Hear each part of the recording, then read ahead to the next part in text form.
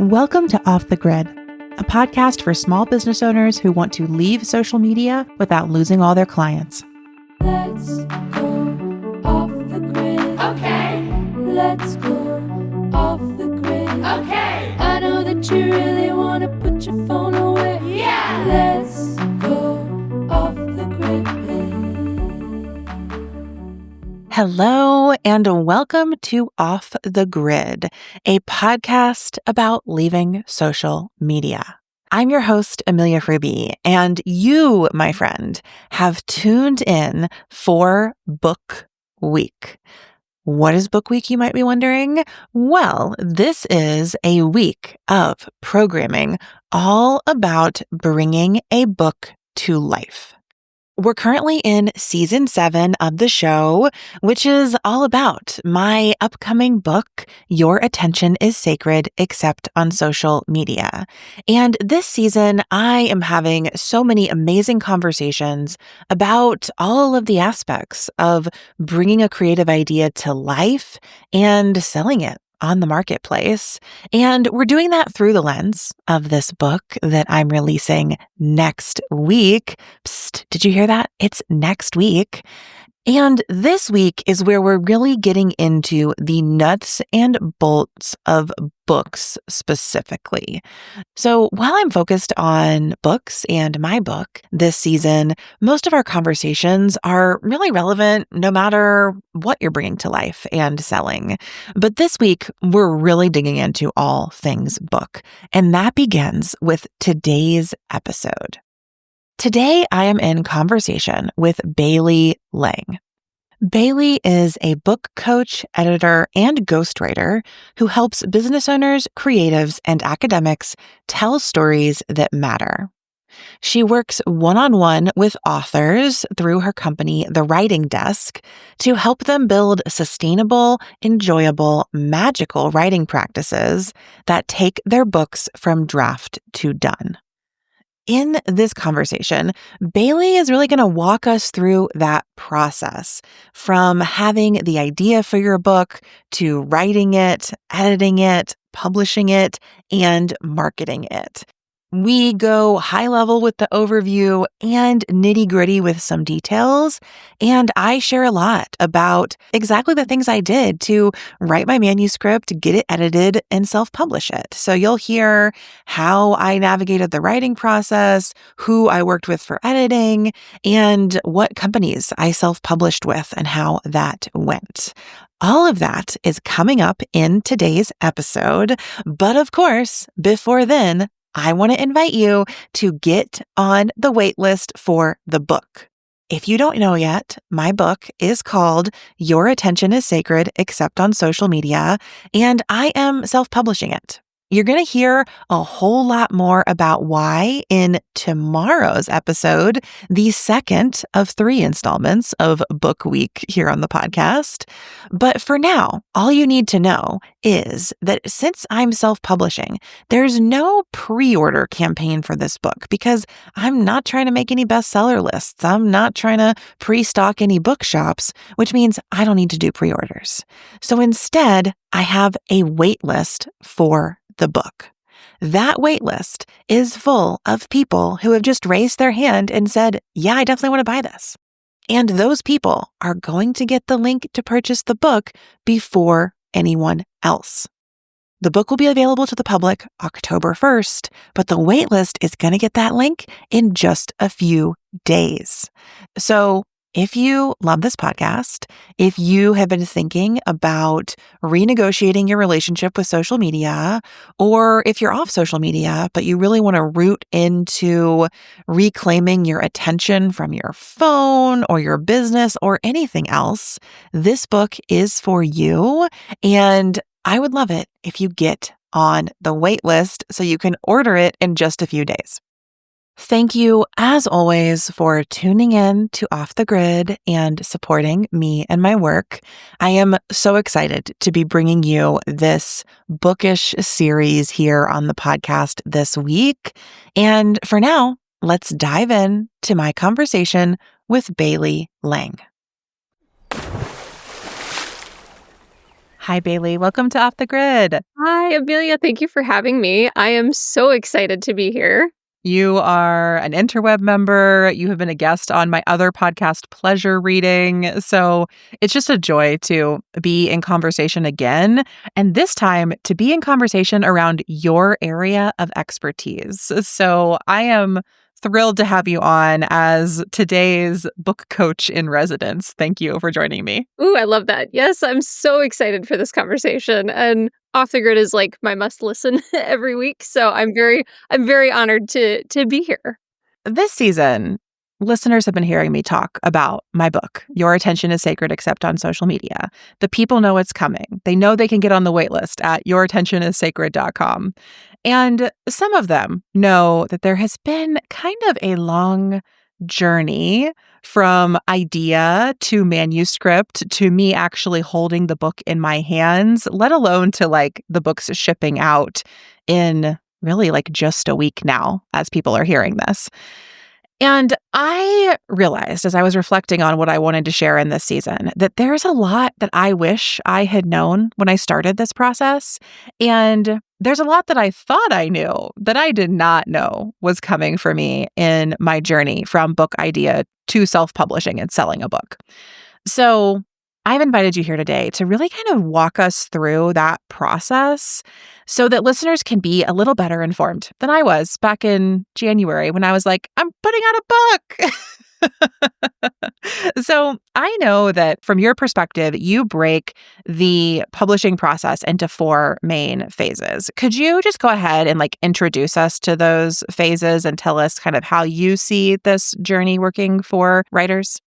Yeah, totally. So I like to break it down into these 4 phases because they're easy to understand, right? You kind of know where you are in each one of them. As with any framework, there's lots of like bleed between them and crossover, and we can talk about what all of that looks like. But very broadly, the 4 phases are writing, editing, publishing, and marketing. And that's all fairly straightforward sounding, right? Writing is you are working on the book manuscript itself, right? You might be doing research, conducting interviews, doing a lot of other reading, drafting, all of that kind of stuff. You are putting together the initial manuscript. Editing is where you're going to be hopefully working with someone to improve that, right? Having at least one other set of eyes on that manuscript as you're moving it kind of into its next phase. Sometimes this involves complete rewrites. Sometimes it's just smaller changes, but I've never encountered a writing project that did not have at least some editing. So very, very important. And then publishing is going to be all of the kind of mechanical bits of putting a book together. So layout, design, cover art, blurbs, the book description, all the little kind of fiddly production pieces. And all of that will kind of differ depending on the publishing model you choose.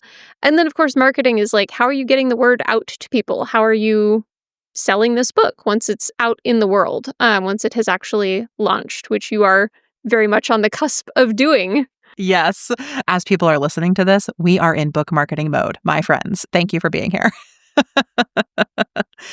Okay. It feels to me like maybe before these phases, there's actually like a pre-stage that I want to ask you about, which is like, where do book ideas come from? How do people find the idea for a book? Do you think that people just write their way into it and so you can really start with writing? Or do you think there's work to be done before you begin writing? That is a really good question. And I think there are many, many answers to where a book idea comes from, right? Sometimes people are like, I know exactly the topic that I want to write about, and this is just what it's going to be, and I'm going to set out and follow this clearly defined plan, and that's kind of how it works from ideation all the way through finishing a project.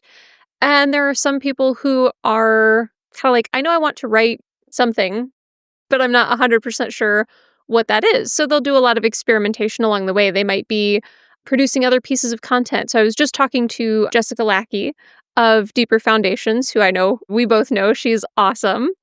And we were talking about her book that is coming out as well, kind of, I think, right around this time. Yes, we're doing some co-promotion and a co-book tour. Yeah, she mentioned that. I'm so excited. And the way that she wrote hers was like she would have stuff in her newsletter, she would be teaching on this topic, and then it would all kind of feed back into the book. So there was this really like generative loop of things that were happening that kind of eventually turned into a book-shaped thing. So there's no one singular path into a book idea, but I do think if a book is something that you want to do, if it's something that you want to have as part of your business or because there's a story that you really want to tell, it's always good to be thinking about what shape that might take, right? And how you want to kind of proceed into the sort of pre-writing phase and think about like, what do I need to be thinking about or writing about or learning about that maybe I am not yet working on. So yeah, I think it is really helpful to start kind of thinking about that very early. I think for myself, with this book, I didn't write my way into a book. I podcasted my way into a book. So when I think about where the idea for this book came from, like what came before the writing was 2.5 years of podcasting.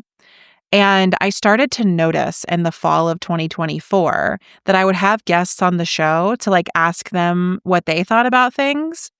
And in asking them, I would realize that, like, actually, I had a really strong conviction about that thing they were saying back to me. And, like, that was my clue that I had gone from just being someone with, like, an interest and with questions to being someone who, like, really had something to say and articulate around these topics of social media and algorithms and the attention economy. And that's kind of where the book came from. It was less like, I want to write a book for Off the Grid. I really didn't. But I had like these things I was like, oh, I need to say this. Like, this is really trying to come through and I'm going to put it in book form. Yeah, and I love that this came from a completely different medium, right? You're working in podcasting. You're not writing blog posts or articles or, a Substack about it or whatever. Like, it's a completely different format. And I think people don't always think of that. They're like, oh, well, I have a YouTube channel, but that's like not going to turn into a book. But it totally could. And I love the idea of finding something you're curious about and building toward that point, like developing that expertise, asking all these questions, having all of these conversations until you start having that voice that's like, I have another contribution that I want to make here. Yeah, I think when you start getting that signal, like that is a really good sign that it's probably time to think about maybe a bigger or more formal writing project. Yeah, absolutely. And knowing Jessica myself, I also know that like some of her coaching informed her book project, right? It's like having those conversations with clients informs the book that she's writing. Or another client of mine, Christy of the Rethinking Wellness podcast, like her podcast started as the research interviews for her book because she's a journalist. So she was having all these research conversations before writing. So I do think there is like this connection between a sort of like conversational form like podcasting or like a coaching container and how that can shape your thinking and develop your thinking such that it is like substantial enough and evolved enough that it's ready to be a book project. If somebody's at that point, either they, like me, have been talking about something for 2.5 years and are ready to write it down, or they just sort of like know what their idea is and want to get working on it. Let's move into your 4 phases from there. So the first phase is writing. How would you recommend someone begin writing and like set themselves up for success for a book project? Because full disclosure, I started writing like all over the place in notes, in Notion, on my phone, on Post-it notes. Like, I don't think it was the most organized or intentional beginning. And I'm curious what you would recommend for folks who are just entering the writing phase.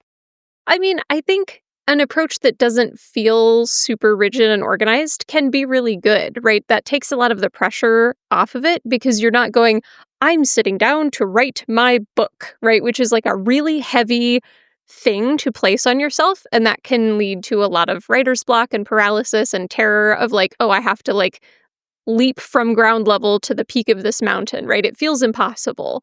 But if you're like, oh, I'm gathering my ideas, right? I'm sort of foraging around and like making little notes and starting to think through my ideas in ways that feel less heavy, less threatening and scary, which writing a book can definitely feel that way. That's actually a really good way to start, right? Because it gives you the freedom to play with your ideas, to move stuff around. and then develop them until you're at a point where you're like, okay, now I'm ready to move this into a bigger document and like turn this into a chapter or, start putting the book together. Like that's a completely legitimate way to start a project. If you are someone who is a really linear thinker, you might start with something like an outline or a mind map or, something more formal where you're kind of putting your ideas down and organizing them and maybe have one defined place where you keep all of your notes and like you work in, whether that's like a Notion dashboard or just a folder on your desktop where you keep all your documents. It can be really helpful to start centralizing stuff just so you don't write, half a note to yourself in Evernote and then accidentally delete it, and then something else is in a notebook and you can't remember where you put it. You can start to run into those issues after a while too. So I think what I would encourage people to do, especially at the start of a project, is just play a little bit, experiment with it. Don't treat it too seriously right off the bat because it's a really good way to get yourself stuck. If your expectations are sky high and you're just doing your initial draft, which is going to be rough, that mismatch can feel really bad. So anything you can do to take the pressure off and make it just fun and kind of interesting is really what I would recommend. So just kind of mess around, see what comes up. Okay, I love this advice. Not just because it flatters my own process of how it began, but also I think that you're so right that there's something about creating a book that makes it feel like a big deal. And that's great. Books are a big deal. And I love when things feel like a big deal. We want these sort of monumental moments in our lives, but we need to be able to approach them without like locking ourselves into a pressure cooker of stress and overwhelm. And so I do think this emphasis on play is a really nice way to start. And from there, building in the sort of like centralized place that you're working on the book, the folder, the dashboard, the Google Doc, whatever it is for different people. And for myself, what I ended up doing, I think I'm a bit of a monster, but what ended up happening for me is I just sort of like put ideas and instincts and intuitions all over the place for a few months. And then I took myself on a week-long writing retreat. I just checked into a local hotel that I like that has a coffee shop and a restaurant. So I have my partner drop me off there on a Monday and pick me up on a Friday, and I don't go anywhere else. And I just sat there and I wrote my whole book in a week. And it was only the first draft, and it's only 100 pages. So it wasn't like this monumental thing, but I had 3 chapters, and I was like, I'm going to do a full draft of each chapter each day, and then I'm going to have some time to read back through them. And, it was a time. It was grueling, but it was very energizing. And I think that I'm a big fan of like a retreat for this type of focused work. And I also think part of the reason it worked for me is because I had written a dissertation before. I had done like extended focused writing in the past. And so I was drawing on that well of like self-trust and self-knowing that I could do it. But I share all of this to say that for every writer, I think there is a real balance of that like playful, collecting inspiration, writing ideas down energy with that like focused time for synthesis and creation. And each writer has to find their own way through them. But I don't know any writer who doesn't engage in both modes of writing throughout a book project. Yeah, you have to have both, right? You have to have that period where you're just sort of sifting through all the ideas and letting things percolate and kind of collecting all of this stuff. And then yeah, you sit down and you get really organized and you figure out like then it becomes a puzzle. And so where do each of these pieces fit? How do you synthesize everything and make it into a book that is in then your voice, right? And making your arguments. Those phases both matter. I'm also a huge fan of a retreat. I think that's a great way to like really set aside some time and make it sacred, right? For this huge project that you're undertaking. That isn't always available to folks, but I think that there are ways that you can create a retreat-like environment that gets you really close to that. Like if you're not able to get away for a full week, if you can get a weekend, a series of afternoons, there's all kinds of stuff that you can do to really create a container that kind of signals to your brain like, okay, it's time to really focus on this and like get into flow. Yeah, absolutely.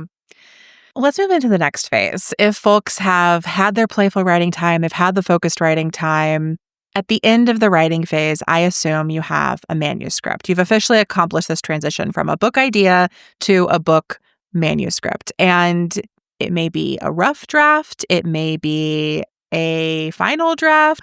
You can tell me as we transition from writing into editing, what should you come into the editing phase with? And then how do you recommend people approach editing? I recommend that people wait to start doing serious editing on their books until they have a complete draft done. And there are a number of reasons for this, right? One is that the generative mode of writing is very different from the mental state required for revision. It's like super different energies. So writing is like what matters is the output. You're trying to get words on the page. That is the most creative part of the process. And editing is like, okay, now we have to look at this and see what's not working and make some changes, right? And those, like, the vibes are very, very different. And if you are trying to edit before you are done writing, it's going to slow you down. And it is really, really easy to get into a situation where you are just like editing the same chapter over and over and over and never actually moving forward. This is very common, especially for novelists. I see this a lot. This showed up in a John Scalzi novel that I was reading recently, where there's like a novelist character who's just been revising the same 3 chapters of her book for years and has never finished the story, right? And that's like, that happens to a lot of people. So it's really, really important to get the whole book written before you get into serious edits. And then when you are ready to get into the editing phase, I talk about this in several stages as well. So there's developmental editing, which is going to be all of your big structural stuff. So does your argument flow logically? Or if you're writing a novel, does the plot make sense? Do you have any major plot holes? Are there things that need to be moved around? These are like big picture items where if you don't fix these, the book is not going to work, right? And you always want to start with that stuff because it's going to require the most effort to fix. And if you go in and you're like, well, I'm going to proofread this chapter real quick, and then you end up having to scrap or rewrite that whole chapter, like, that's a lot of wasted time. We don't want to do that. So starting with the big picture structural stuff, and then moving into then you're going to be looking at things like style and voice, word choice, all of the things that make your book really sound like you and that position it the way you want it to, whether that's nonfiction or fiction, right? These are going to be all the little detailed stylistic things. And then proofreading is typically going to be the very, very last phase. At that point, especially if you're working with like a traditional publisher, you are looking exclusively for itty bitty little typos and formatting issues. Like, this is a very last polish before this thing goes out into the world to make sure it's as close to perfect as it can be. And those are all phases where I recommend bringing in a support person, not just because people pay me to edit their books, but because there is a lot of research that shows that we are really, really bad at editing our own writing. Like, the way our brains work, we read a thing that we wrote and we're like, yeah, that totally says what I wanted it to say. Like, our brains, if there's a gap, our brains just fill it in and then we assume it's there. Somebody else who reads that, who does not live in your head, is going to go, hey, I feel like there's like a logical leap here. Like, you've gone somewhere I can't follow. Or there's a whole entire word missing from this sentence. What did you mean here? So things like that, where your brain just truly cannot see them. That's one of the reasons that it's important to get that outside support. It's just helpful to have multiple other perspectives on your writing. People will point out things that you weren't able to see, right? Or they will ask questions that help you kind of reframe an idea in a new way. So I just wrapped up a project with a client of mine, and we've talked about in the editing process, she's like, you really pushed me to clarify these ideas for people who are probably encountering them for the first time, right? And giving them more inroads into stuff that will make this clearer and more persuasive, right? So a good editor is going to really help you make sure that your book is doing all of the things that you want it to do. So it's very helpful to get that outside help. And if you are looking to hire an editor, depending on, kind of what they offer and how they work, a lot of editors will only work with a full manuscript. They won't take, oh, I'm halfway through this book. Can you edit this? Because then if you decide to rewrite a bunch of it, that's wasted time for them too. So a completed manuscript is really, really important at this stage. First of all, I just want to say that I completely co-sign and underline the need for editing for everyone. I don't care if you are the most masterful writer of all time. Like, masterful writers work with editors, trusted editors, beloved editors, right? And I think that you're so correct that what happens between our brain and the page is a very sacred relationship and is not always intelligible to others. And so, at a very basic level, an editor is just checking that what you think you're getting across or what you think you're communicating is what's being communicated. And then there are all these other layers. So just to recap for myself and for listeners, 3 different layers of editing at least. There's the developmental editing, someone who's really making sure that the book makes sense, that you're not taking these logical leaps or plot leaps and leaving holes in what you're saying. It sounds to me like there's also a piece of developmental editing that is about, like, who is this book for and will it make sense to them? Because as you were speaking, I was like, oh, that's actually a really important part of this. The reader. We haven't talked about the reader yet. And this came up a lot when I was writing my book as well. It was like, who is this book for? And I had this sort of interesting realization that while Off the Grid is a podcast for small business owners and artists and self-employed creatives, my book is really for anyone who uses social media and wants to question that. And that's actually a different audience. And so it's been interesting to think about both as I edited the book and as I'm marketing the book. Like, how am I reconciling the fact that the audience for the book has shifted a bit from the podcast, which is a whole other conversation, but that came up in the editing process. And so developmental editing is working with that book, thinking about who it's for, making sure that the manuscript itself is in a place where it accomplishes what you want it to. Then there's copy editing, it sounds like, where you're really working on the style, the language itself, like where you're no longer on the level of content. It's not about what's being said, but how it's being said or written. And then there's proofreading, which is our final step. And I do think there are some people, especially if you sort of just like came up through a public school model where you're like, I write, I proofread, it goes live. And I mean, honestly, that's how I write emails, right? Like, I'm not going through developmental editing and copy editing on every email I send. But I really had to slow myself down in the book editing process because I wanted the space for those rounds of edits. And I am very lucky and or made brilliant life decisions in that I married an editor. And so my partner, JJ, edited the book for me. And they're an editor in a very different context. They do digital editing for like an online news publication. But because of our shared philosophical background and all these things, I asked them to edit the book. So for me, I worked with JJ for all the stages of the editing process. After I finished the manuscript, I gave it to them, they read it, and then we ended up actually like on a road trip to go visit my brother and sister-in-law, which is like an 8-hour drive where we just talked through the book. And I just like recorded voice to text of what we said and then like combed through it later, which was a really fun and funny way to do developmental edits.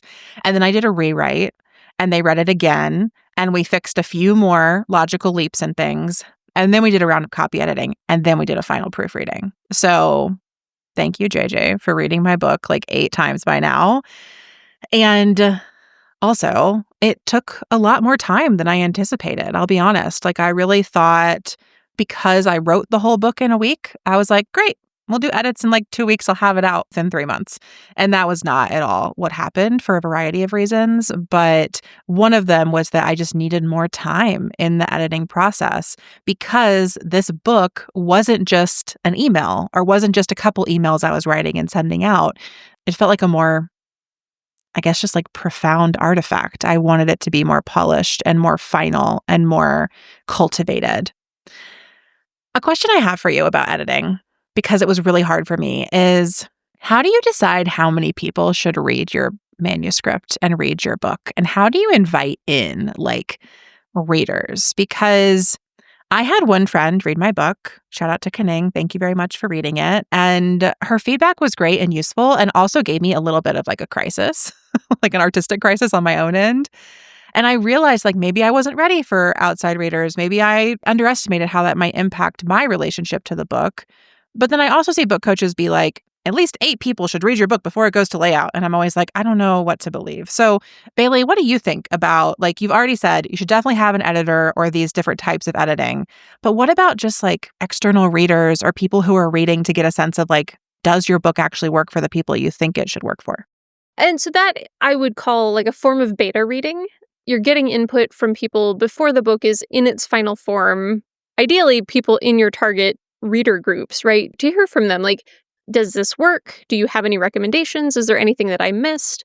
That can be really, really valuable. It can also be very difficult to receive that feedback, right? Because if somebody says, well, you kind of missed the mark on X, Y, or Z, or I didn't like how you wrote this chapter or whatever, feedback can sting, right? And so that's part of it to be aware of going in. I would never put like a specific number on the amount of feedback that is right. I think that that kind of depends on the individual writer, the project, the goals, the timeline, the publishing model. There's a lot that will go into that. I do think a handful of perspectives can be really, really helpful. You know, if you're working with a developmental editor, they may or may not be your target reader, but they will be able to kind of step into that perspective and tell you, I think that this is working, or I think that this may need to change for this particular audience. Getting a couple of other pieces of input from people, whether it's, you know, asking them to read a single chapter or the whole book, is very valuable. I have worked with clients who had upwards of 20 beta readers, and we went through a really Oh my God. yeah, it was a lot. And we like That's my nightmare. it was so much, and we sent out surveys, and then I'm sorting through like all of the feedback and basically coding them for themes. Like it was a really, really significant undertaking. And then I have people who are like, I've let my spouse read it or my best friend, and that's it. And that's enough. So I think you as the writer kind of know on some level like when you've gotten enough feedback to start making some decisions about it. I think the other really important thing to consider when you're getting that external feedback, as you kind of talked about, is dealing with the feelings that that will bring up and like how you will process that and, regulate your nervous system as you get that feedback and kind of wade through it. Because getting feedback that you're paying an editor for is very different from getting feedback from a close friend or your writing group or, your partner or whoever. And that can be really tender. And this is like, I remember when I was a kid and I would have my mom read my papers for school and I would get so mad if she had suggestions. And she would always be like, okay, but you asked me for these. I think some of those feelings come up of like, do you want feedback or do you want praise? And that can be a really good thing to tell people when you give them the book is like, I am giving this to you for critique, or I am giving this to you because I want you to see it first. And I'm in a place where I really only want to hear like positive feedback about it. And it's okay to tell people like what you need from them when you're asking them to read your book.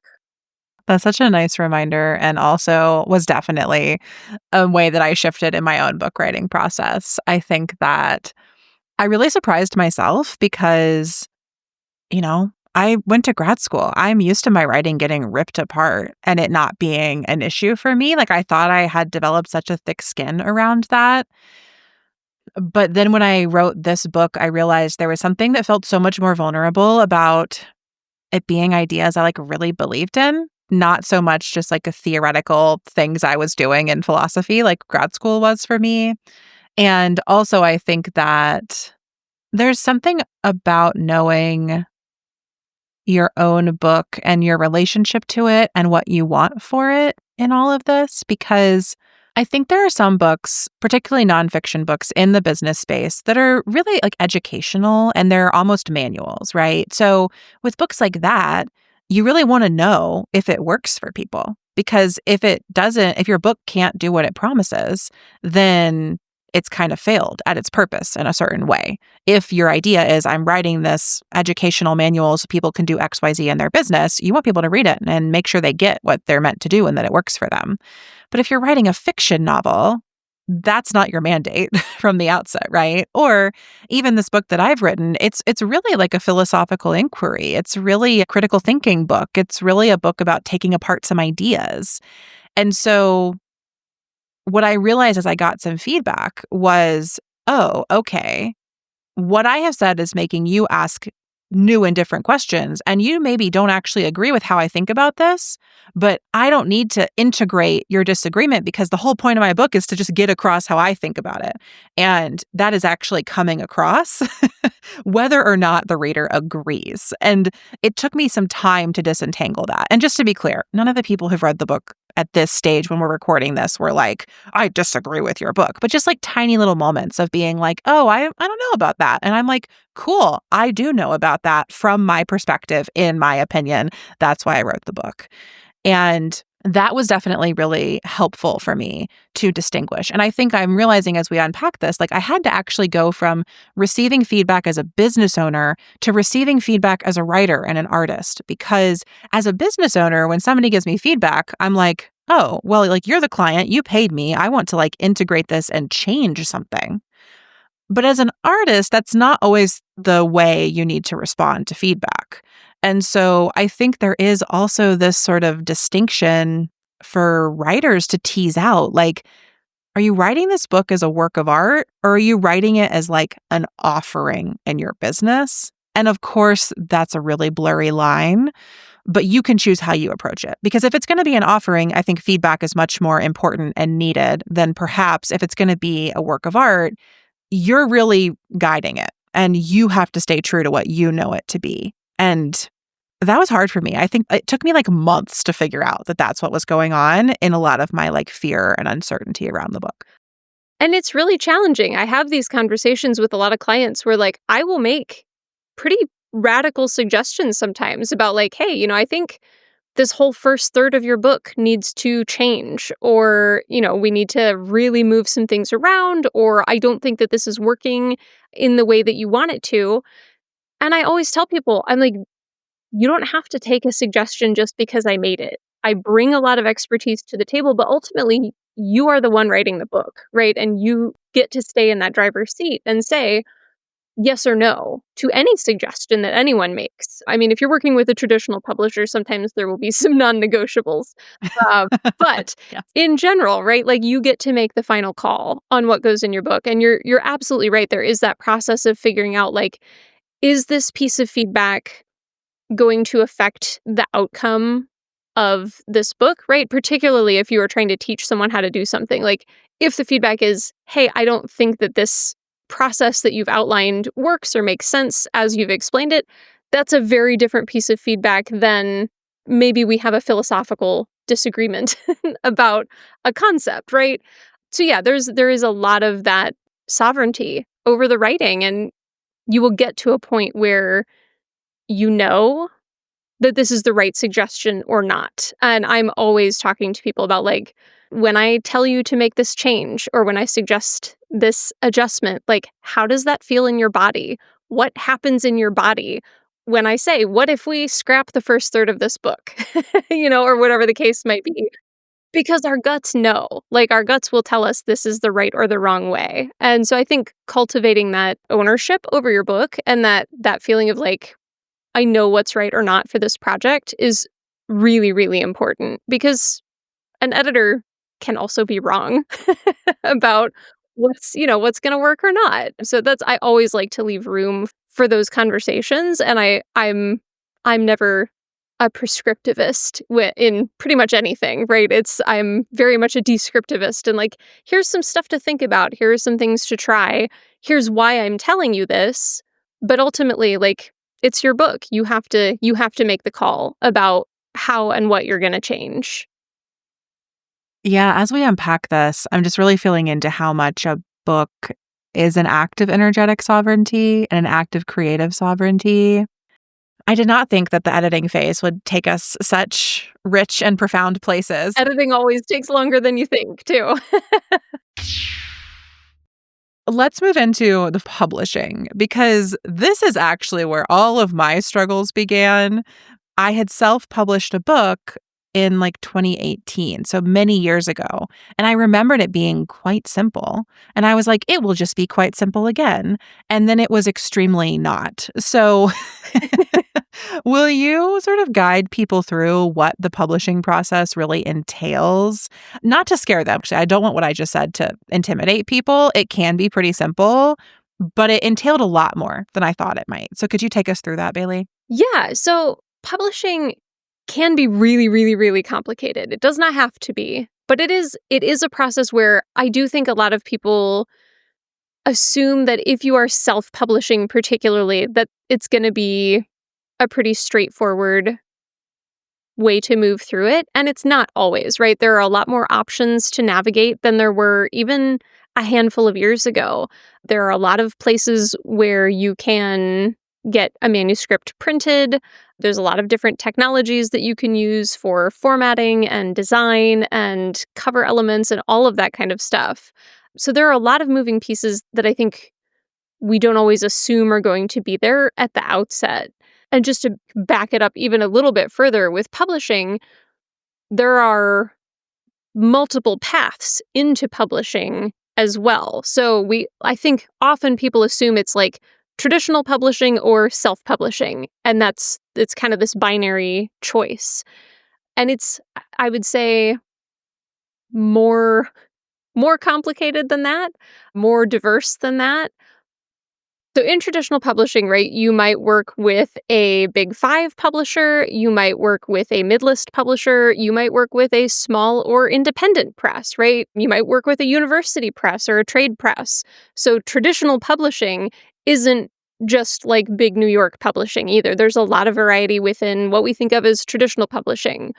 There's also, in addition to self-publishing, there's hybrid publishing, where you work with a company and you pay them money and they will do a lot of the production elements for you and maybe handle some marketing depending on how much, you want to put into that. And then self-publishing looks a lot of different ways. So there's, kind of like the model that you have chosen where you have a printer, there's a distributor, you choose what platforms you want to sell on, which ones you don't want to sell on. That can get very complex. And then we also see a lot of really interesting, innovative stuff. So people, start publishing by releasing things sequentially on something like Patreon or through a newsletter. And they build a reader base and they get paid as they're writing. So there are a ton of publishing models to consider, and there are a lot of paths into all of them. And some of that is stuff that you want to start thinking about like really, really early on in the whole process, not just once you have finished writing the manuscript. So publishing does not have to be scary. It can be very, very straightforward. But yeah, I think the dominant narratives that we have about publishing oversimplify the options, and they make it sound sometimes like it's going to be simpler than it ends up being. Yeah, I would agree with that completely. And having published in different forms myself, having gone the traditional publishing route with a smaller press, and then having self-published in a simpler way and now doing it in a more complex way, somewhere I've always just tried to bring myself back to throughout all of that is to kind of, again, like lower the stakes, lower the pressure, a little bit like ungatekeep the book, which is like, publishing is just giving the words to the people, like giving the words to the readers. And there are so many ways you can do that, like you said. And throughout the process of bringing Your Attention is Sacred to life, let me tell you, I thought about publishing it every possible way. There were moments when this book was just going to be like a PDF on Gumroad because I was so over it with all the complications. I was like, that would be so easy. But I really wanted it to be a physical book. So like there's also all these different decision points. And I think that for me was what was complicated about publishing. The first decision point was traditional publishing or self-publishing, which is a big choice. And as you said, that decision often starts way earlier in the process, because if you want to go the traditional publishing route for a nonfiction book, they do not recommend you write the book before you start querying agents and sending out proposals. So if you get the whole manuscript done and then you're like, now I want a book deal, you've actually kind of like overshot the process a bit. Like in the in the nonfiction space, agents and editors want to shape it more. They don't really want it done for them.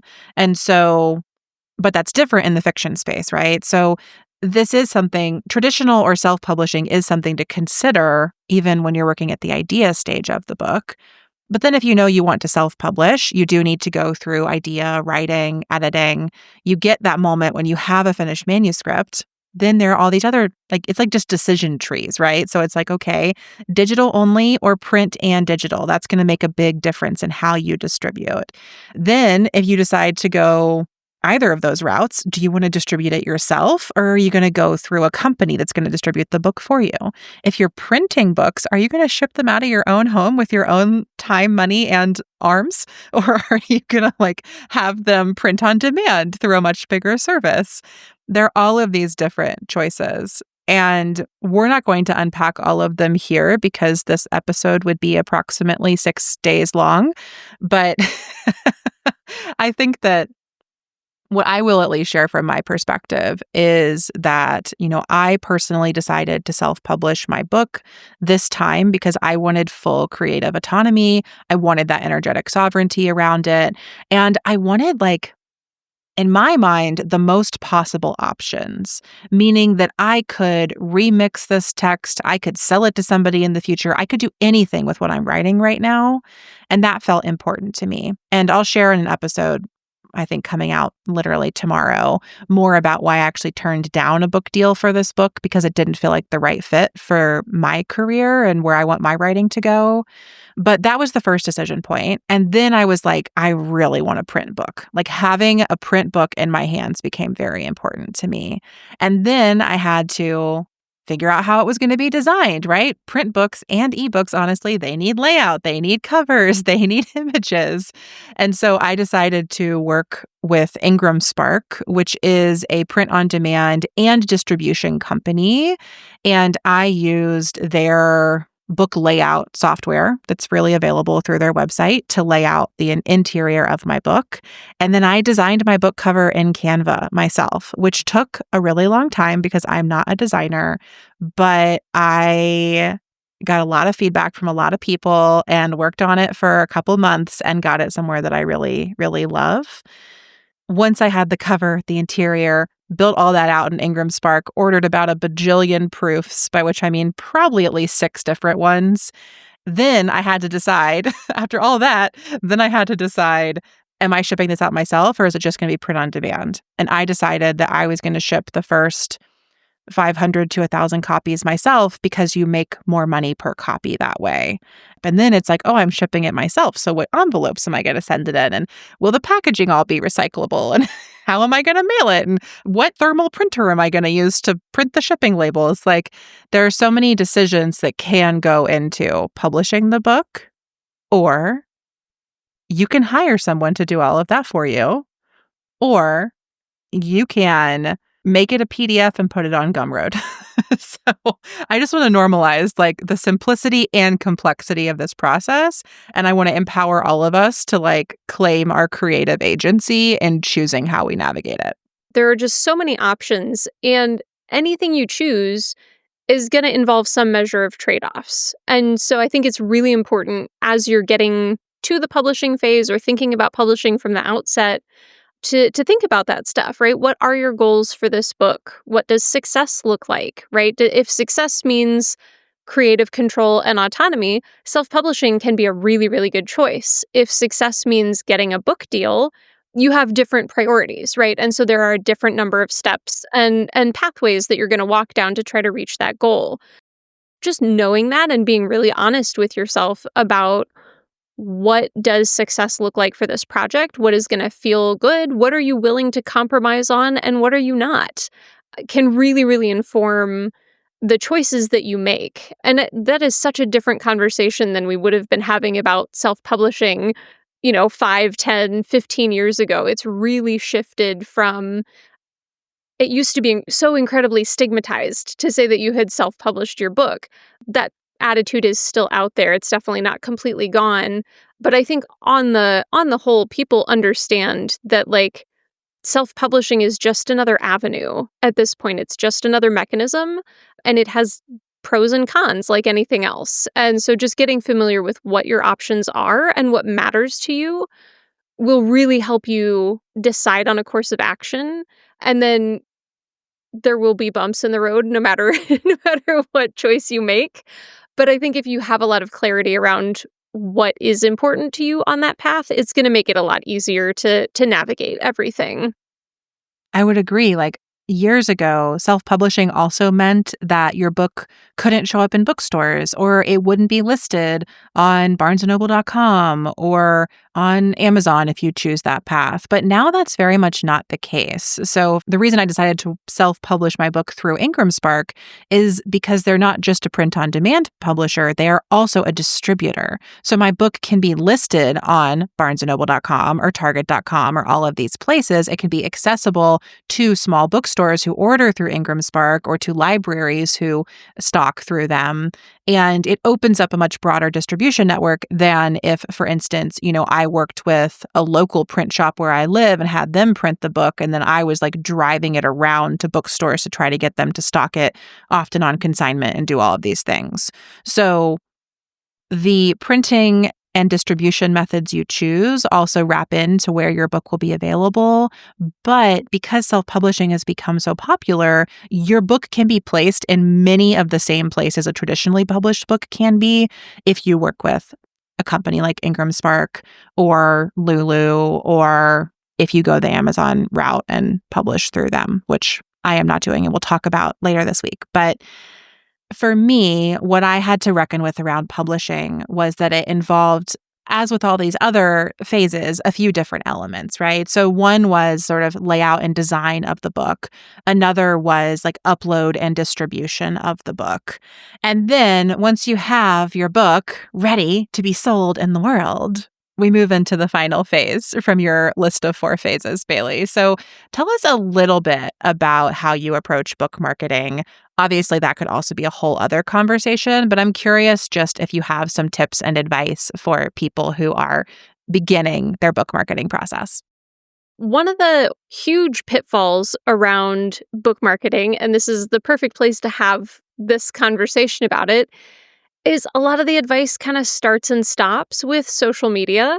There is so much out there about, if you don't have 50,000 Instagram followers, you're not even going to get a book deal. And, there's a lot of mythologizing about the role of social media in getting a book deal and marketing a book. But there are a million ways that you can think about book marketing. You can get really, really creative and have a lot of fun with it. And so if you are running a business that is not on social media and you are writing a book, getting on social media then can feel like, now I have to rebuild this whole audience to try to sell this in this way. So think really broadly about other places that you can get in touch with the people who will want to read this book. So, and this is where we get like some bleed sort of across all of these categories, because you can start thinking about marketing before you've even started writing the book, right? And you can be laying the groundwork for that and thinking about, okay, I'm going to be writing a book about XYZ topic. Maybe I'll start a newsletter, and start doing some initial writing and like start building the audience for that now, so that in 6 months to a year to 18 months, depending on how long all of this takes, you already have a bit of a body of work, right? You've been speaking about this, you've been writing about this other places, you have an audience built up, and then you can go to those people and say, hey, the book's here, right? Like, thanks for coming along for the journey. Here's this next phase. So that can start really, really, really early.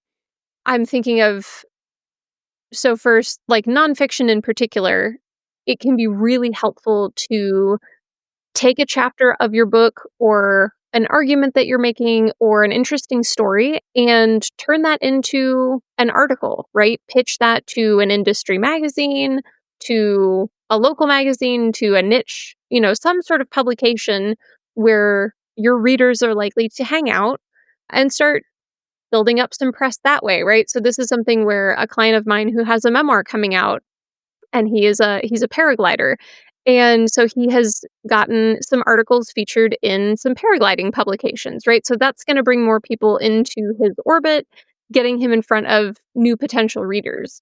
So we don't always think about those outlets because everything is like social media, social media. You have to post, 50 times a day about your book so that people see it. And there are all of these other things that you can do. There are local book fairs. Your local library probably has a local author event.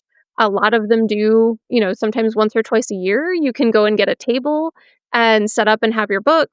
You can go to art festivals. You can, do speaking opportunities depending on if you're writing a book for your business, right? You can use that to launch a new course, to get invited onto various podcasts, right? Pitch that to people and say, hey, I have this book coming out. Like, I'd love to talk about XYZ subject on your podcast. So there are just a ton of different ways that you can think about marketing. You can do swag, you can have contests. A lot of people do like a kind of street team promotion. So they'll bring people on board before the book launches and get a bunch of really early reviews so that the book has a bunch of starred reviews very quickly after publication, which can be really helpful. And you start just kind of building word of mouth. You might offer people who join your street team some swag or a thank you on your book website or, some sort of tribute for the help that they give to marketing. So there are as many ways to market a book as there are books. And it's one of my favorite things to talk about because it's just so much fun to come up with ideas for talking about your book that aren't just posting on social media, right? That is bottom of the barrel type marketing stuff. That's just if you're on social media, it's expected that you will be doing that. But there are so many more interesting things that you can do. I think that the two things I'm pulling out from what you said that I'd underline as extra important is you want to think about who your book is for and how you're connecting with those people as soon as you start writing. That needs to be woven in from the beginning. Is it a newsletter? Is it a podcast? Is it being active in some communities where they're hanging out? There are a lot of different ways you can do that, but I think that's an important part of the book marketing process if you want your book to sell more than a couple copies. And honestly, sometimes putting out a book is not really about sales. Sometimes it's just about getting the book out, and that's what matters more than anything else. But if you want this book to make you money, you need to think about connecting with the readers as soon as you start writing. The other thing I was taking away from what you said was just doing a lot of different things. I think that's an important thing for a book process. It's not just doing social media. It's not just doing podcast guesting. It is really wrapping in a number of different ways to get the book in front of a number of different groups of people and not undervaluing or devaluing the things that may feel a little silly, like telling your high school or college alumni association that you put a book out and asking if they'll put it in their next email or something. Or does your parents' workplace have a book club and they might read your book for it? One of my favorite things about a book as an artifact is that people understand it in a way that they don't always get even a podcast, or they don't always get your online coaching program, right?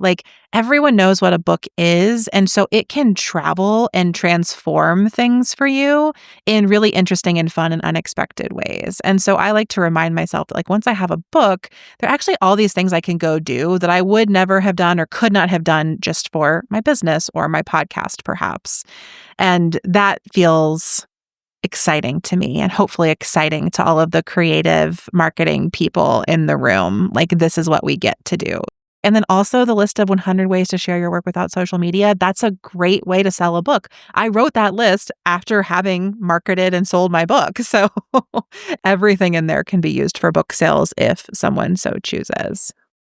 One other thing I would say about marketing just quickly too is a lot of times I think people assume that if they have a traditional publisher, they're going to get a lot of support marketing a book. And that's often a reason that people want to pursue traditional over self-publishing.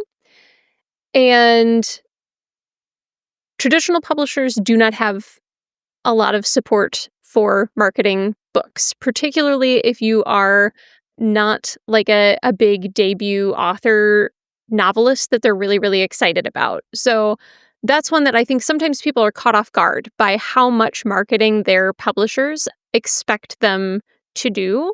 So even if you are going the traditional publishing route, know that like a lot of this creative stuff is still going to be really, really important for your book, because a lot of that work is still going to be on you, even with a traditional publisher.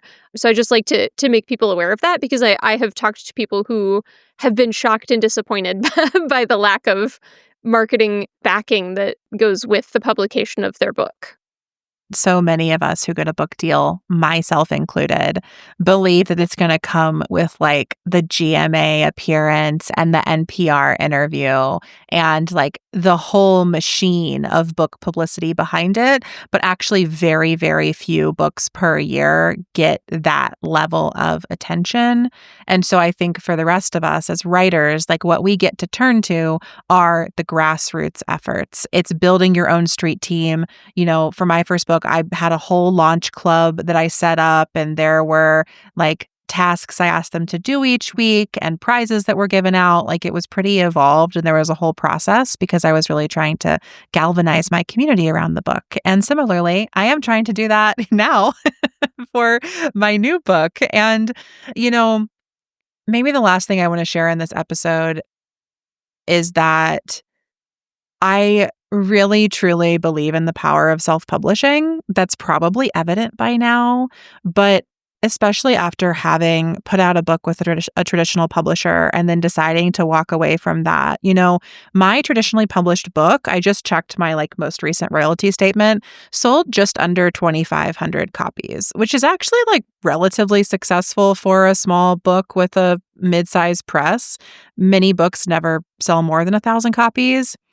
And also, I will never make any more money from that book because I will not earn out my advance, as they say, or as it's called when you sell enough copies of your book that you've paid the advance back to your publisher and now they're paying you royalties on the book. And so, for me, just circling back to what you said about having your definition of success guide your decision making throughout the publishing process, but also the editing process and the writing process. I think that what I'm really taking away from this conversation is that it's really important to know what you want for and from your book and what it wants for and from you. It is that really a creative relationship.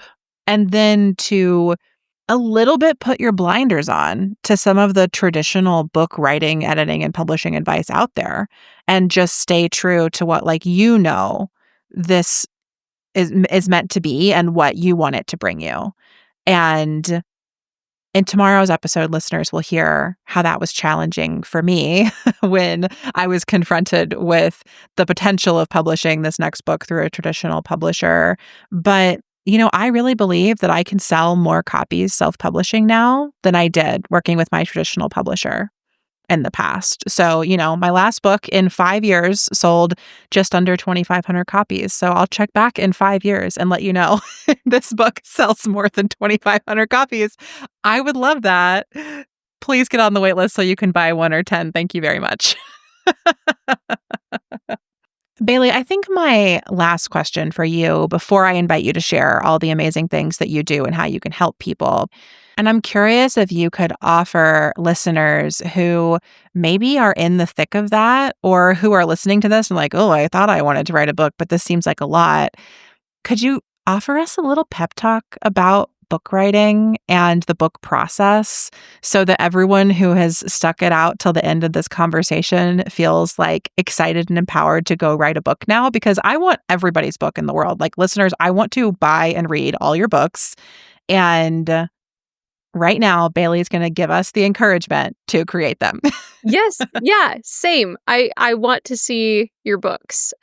And it's, writing a book is a huge undertaking, and it will have moments that feel really sticky and challenging. But at the end of it, you have brought something into the world that did not exist before. And that's magic, right? Writing a book is literally magic every single time. Every single book that I work on with clients, I'm look at this thing that you made. And if you had not stuck it out, this wouldn't be here. And now you have this tangible thing. You have this story. You have created something that is going to make a difference not just for you, but for the people who read it and encounter it. And I think particularly if you are someone who is marginalized in any capacity, your stories are even more important, right? We need those voices. We need that diversity of voices and stories in the world. That's how we find each other. That's how we see ourselves and make connections and foster empathy and make real change. Like stories, whether fiction or non, are a way to work magic. And I can't think of anything cooler than that. So, Bailey, how can folks work with you both through your book coaching services and also through some fun, sort of shorter events and workshop things I know you have coming up this fall? Yeah, so I offer one-on-one book coaching and manuscript review. So if you have a project that you're working on and you're like, "Hey, I need those outside eyeballs," I would love to talk to you. I've got a couple fun things coming up this fall. So I will be running a workshop with another writing coach. Her name's Beth Barani. And that is going to be about writing and habits of mind. And the habits of mind were what my dissertation was on. So I'm really excited to be like digging back into that research and talking about how kind of our thinking patterns form the foundation of our actual writing practices and habits. It's a really, really fun topic. We're going to do some cool activities. So that workshop will be, I believe, sometime in October. And then also in October, I will be running, along with a coach and writer named Liz Ryan, a 2-week time tracking challenge. So I talk to a lot of writers who are like, I have this book, I want to do this thing, and I have zero time to write this book. So we're going to do some time tracking and see if we can find you the time. It's going to be really, really fun. There will be a lot of like group support along the way. So yeah, those are two ways to work with me a little bit, do some fun activities, and hopefully get you getting some words on the page. Beautiful. We will link to all of that in the show notes, and I highly encourage listeners to go check it out and join you for those events or to work with you on their book. I definitely am grateful for all the support I had in my book writing process, but I could have used a coach, an editor like Bailey for sure. I probably would have had much less stress and overwhelm along the way if I'd set that up from the beginning. So, listeners, learn from my not so rookie mistake and bring on a book coach at the start of your process or anywhere along the journey, really, which I failed to do. So thank you so much, Bailey, for joining me for this conversation. Thank you, listeners, for tuning into this episode.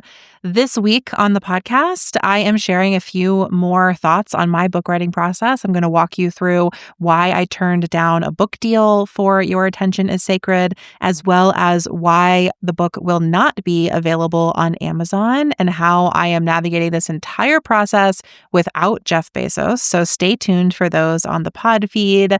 Thank you again for being here. And until next time, we will see you off the grid and very soon on your bookshelves. Thanks for listening to Off the Grid. Don't forget to grab your free Leaving Social Media toolkit at offthegrid.fun/toolkit. This podcast is a Softer Sounds production. Our music is by Melissa Caitlin Carter of Making Audio Magic, and our logo is by Natelier Studio. I'm your host, Amelia Ruby, and until next time, I'll see you off the grid and on the interweb. Let's go off the grid. Okay. Let's go